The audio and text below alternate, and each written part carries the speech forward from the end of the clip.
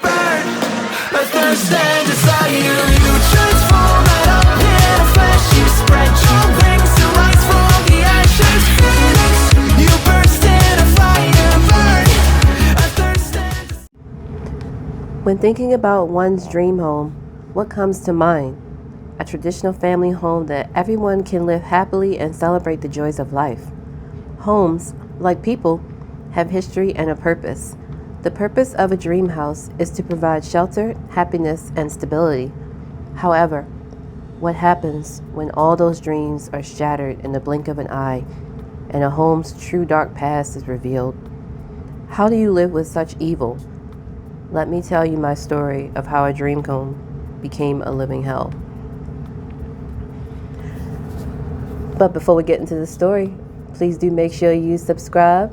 If you are new, welcome to the channel. My name is Sasha. If you're a returning subscriber, welcome back, my loyal royals. So good to see you. If you are new to the family, welcome to the family, my new loyal royals. So good to finally meet you. And again, please make sure you do hit that subscribe button, especially if you are one for the paranormal, you like ghost stories, you love aviation, K-pop, travel, and anything else of related topics. Please, again, make sure you do subscribe. Go ahead and hit that like button. Go ahead and share my videos with your friends, family, and other paranormal enthusiasts. Especially when it comes to this story, please do let me know again. Do you believe in ghosts? Have you had any experiences with the paranormal? Let me know down below in the comments. And again, don't forget, follow me on Twitter at DragonPink07.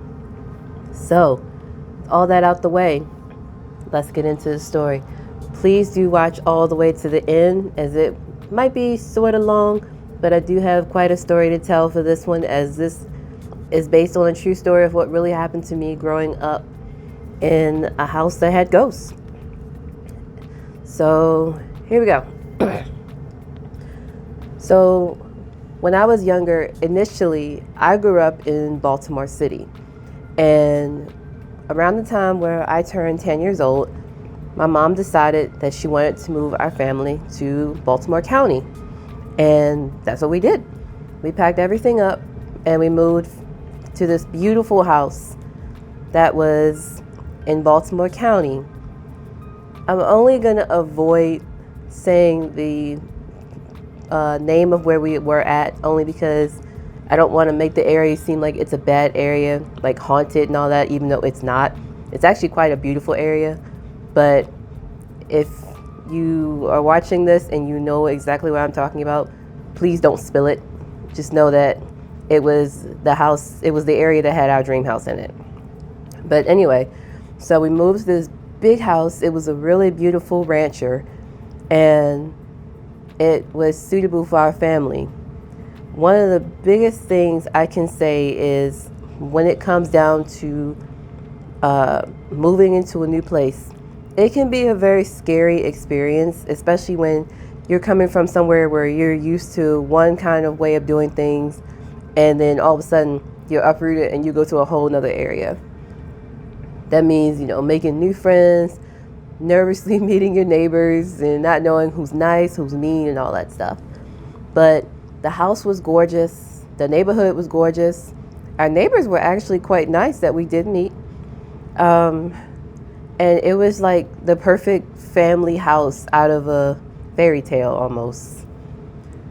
But soon after we moved in, we kind of just started getting settled, getting things together, and just, making it work. We had no idea who the previous owners were, didn't know anything about them, what their nationality was, or anything like that. So I'm not crashing with anyone's religion, anyone's beliefs, anyone's status, whatever you want to call it. But there's some key things I'm going to point out that I wouldn't think was sus until years later. So just to put it in a religious perspective for a second, think back to the movie The Prince of Egypt. And when the plagues were about to start happening, what God had all of the people do in order to make sure that the angel of death avoided them. That was to put the blood over top of their door. Now, thinking back, there on the door of the front door of the house, up on the side, I believe it wasn't blood, obviously, but it was like a symbol. And I'm be honest, I'm Roman Catholic, so I don't know the difference of symbols when it comes to different religions. But the symbol, I guess, was to signify like protection over the house, so to speak. I guess that's the way we put it. And it just seemed a little strange because the symbol itself looked weird. But like I said, I'm not crashing on anyone's religion. I don't know symbols like that outside of what I know from Roman Catholic. But we looked past it because it was there when we moved in, so we didn't think anything of it. And the house had a basement. I know a lot of ranchers don't have basements, but this one did. And the basement to this house was always cold. It was always cold.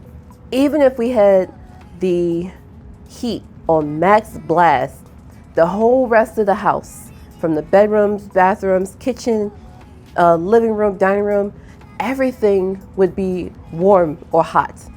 Even down to the main room in the basement being warm. But certain areas of the basement would be freezing. Even if the heat was blasting in those rooms, they were always cold.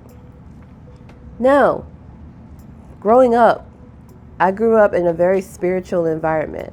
My family is very spiritual. I am very spiritual and also sensitive to other spiritualists or spirits around me. And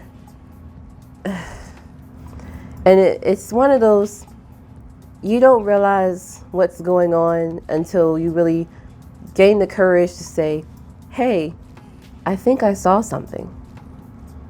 And that was one of the first things that I had said to my mom when things started to really happen and get awkward, like strange awkward. So one of the first few things that started happening that kind of, I guess, triggered things was the typical things getting moved. Things got moved, and of course, we thought, okay, maybe it's myself or my brother. We're like moving stuff to play each other, like play tricks on each other. All right, and then we'll just put it back later to see if someone noticed it was missing. But it would be the weirdest of things that would get shifted. Like you would sit something on the table, leave it there, and then come back later after nobody's been in the house but you, and it's gone. And then suddenly it reappears like an hour or so later when you know for a fact nobody was in the house but you. Another thing that would happen is we would hear footsteps in the house. We would hear footsteps. Keep in mind, this is a single family home. It's a single family home, which means that there's no way for anyone to be walking upstairs when you're by yourself. And before someone says, well, maybe it's the heating system, how it gonna be the heating system when the heating system turned off? And if you know what footsteps sound like, you know it sounds like a heavy thumping noise when someone's walking. Or if it's like a speedy sound, like someone's running. Now, know for a fact, everybody know what feet sound like running across the floor. It's like a really fast paced, like patta, patta, patta, patta, patta kind of noise. And it wouldn't be until probably a few months into us living there where I started seeing something on my closet door. And it was blood red eyes in the middle of my closet door. Now, at first, my mom said, maybe it's just the clothes on your closet. And I thought, okay, maybe it is. Maybe it is. So maybe it was something reflecting off that, because where my room was, there was a giant window in my room, and I always kept the shade closed, but there was a giant window in my room, and if the moon was bright, it would shine through that through that window, and it would reflect. So what we decided to do was take all the clothes off of my closet door and put them in the closet. Okay? That left the entire closet, outer side, empty. Nothing on it. Bad idea. That was a bad idea. Because at least with the clothing, it sort of hid the eyes away from me for the most part. And I would only glance and see them. Now with absolutely nothing on the door, those eyes were blatantly there, like bloodshot red, staring right at me. And when I say it was the most terrifying thing I have ever seen in my life, oh my God, it was so terrifying. And from the first time I saw those eyes, I would literally continue to see them for like the next couple of years. And as time progressed, things just got even scarier. It's because of this house that I'm legitimately, to this day as an adult, I'm petrified of basements. So being in the basement, we used to keep our computers set up in a sort of computer-like room in one of the back rooms in the basement. And of course, remember, it's always cold down there. Even sometimes you can see your breath. It's that cold down there. And being down there, it would just be a really creepy feeling, to the point where when I would turn off the lights and just walk slowly to the stairs, I would see a shadow in the basement. I would see a shadow, and that made me run up the steps. I would run up the steps so scared, because I did not want to be in that basement while it was dark. So as we were going through different parts of the basement, we found that the previous owners had left items. They had left items in the basement, hidden in certain small compartments that you would never know were there unless you really looked. And one of the things I found was this picture. It was a portrait of a woman in I think it's called a hijab, the scarf-like thing that the women wear. It was a woman's picture, a portrait that had been pencil drawn. Really pretty picture. And I liked it. And I decided I'm going to go ahead and keep it and hang it up. So I hung it up. And after that, crap really started to happen. And I don't know if it was something was attached to that picture, or if something was attached to the other items that we had found, or what was going on. But as time progressed and things only picked up, we started seeing shadows more. We started seeing orbs. We started hearing footsteps.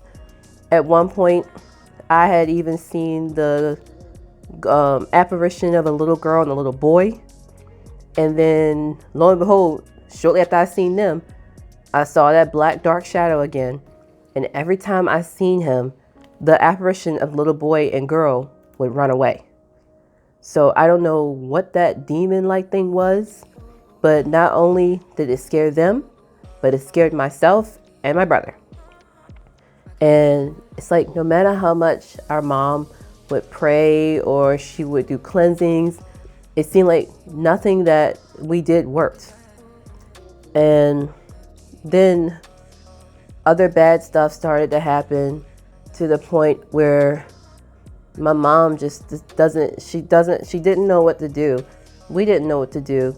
And it was like, this is supposed to be our dream home, but any and everything that can go wrong is literally going wrong. And so we decided, okay, why don't we get the house blessed? We tried that. It worked for a little bit. After a while, I noticed that the little boy and little girl apparitions were slowly going away. Like the little girl was there, but the little boy was missing. But when the little boy went missing, I would see the demon like shadow more and more. And the little girl was really sad.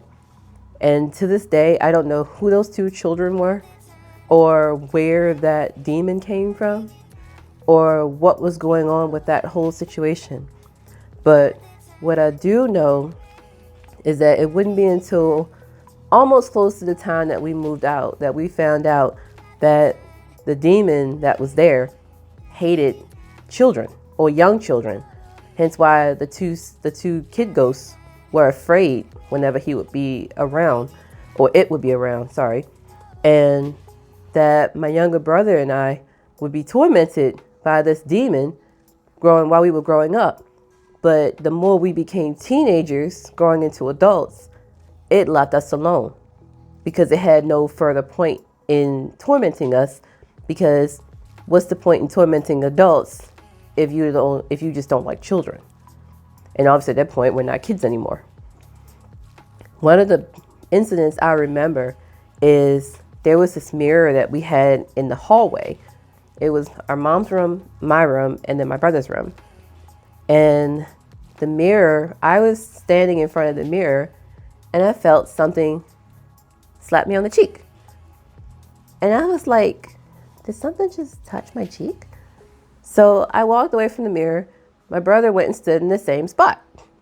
Mind you, I did not tell him I had been hit by whatever I had been hit by. So then a few seconds after I come up near him and he looks at me, he says, did you feel something hit you on your left side of your cheek? And I said, something hit you too? And he said, yeah, something hit me on my cheek. What's crazy is we've been hit on the same side of the cheek at the same part. Not at the same time, obviously, because we both were standing in the mirror at two separate points. But it's just the craziness that we had both been hit. So I believe we stayed in this house for about 8 years, to the point where everything just got so bad and stuff on top of other things that were going on, and we had to leave. So we packed it up and we moved out. And it wasn't until we moved out that we learned that house had been a transport house where people who were being deported had been put for a short period of time, and then they were sent out. Then there was a family that lived there before us, and stuff just, I guess, didn't go well. But put it this way, the house had a history. And the thing that I learned is when it comes to real estate and agents are not required to discuss with you the history of a house unless you ask. They're not required to discuss, to give the disclaimer that the house may be haunted.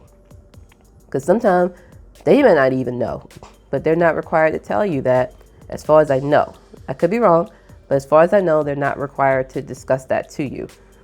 But it's given me the notion that ghosts exist, demons exist, poltergeists exist, and the more spiritual you are, the more you're liable to see them, feel them, hear them, and know that they're in your presence.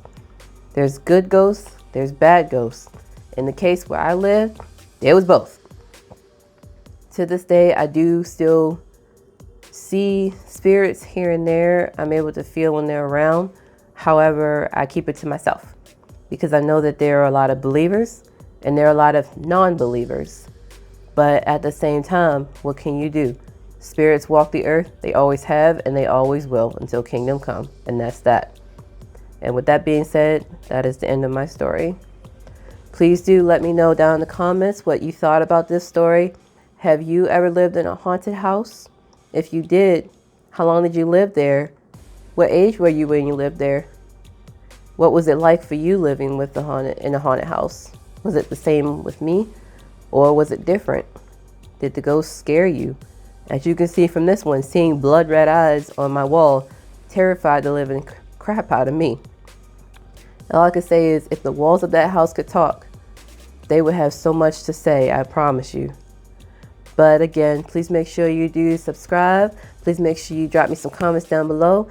Give this video a thumbs up. Go ahead and share it with your friends, other paranormal enthusiasts, and let me know. Again, have you lived with ghosts? As I asked in the previous video, do you believe in ghosts? If you do, please let me know your experience. If you don't, tell me why you don't believe in them. It's cool if you do, it's cool if you don't. And go follow me on Twitter at DragonPink07, and I will see you all in my next video. Bye!